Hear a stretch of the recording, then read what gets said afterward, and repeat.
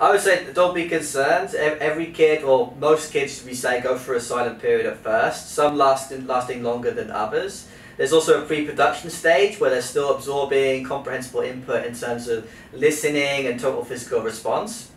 That's why at Poly we focus on receptive skills first in class.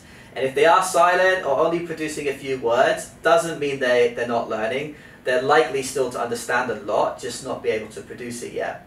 So at Poly we provide a safe and communicative setting for students to start to produce what they cannot do yet. It's also important to have patience and understanding. Don't force them to speak before they're ready.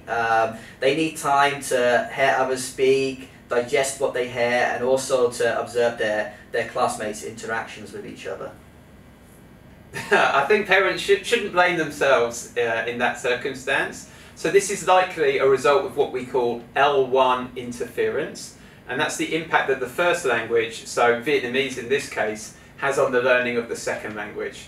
So students tend to make pronunciation and grammar errors that reflect the patterns in their own language, and as Vietnamese doesn't have a final S sound in its words, it's very common in Vietnamese students.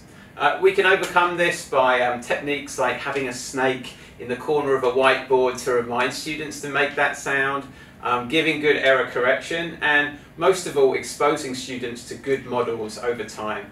I think as a parent you shouldn't worry too much about your pronunciation, as students will work towards the models that they receive from their teachers, from music and from TV, not from you. Definitely not a problem. Yeah, when I was younger, I was shy and I didn't want to speak to strangers. So it's exactly the same when you kind of encourage your kid maybe to speak to foreigners. So I think, yeah, it takes time to build those social connections, to really know that person, to open up, especially to a stranger, and to engage in conversation. And also, if you kind of encourage your kid to speak to a foreigner they haven't met before, there's no meaningful purpose to talk to that person.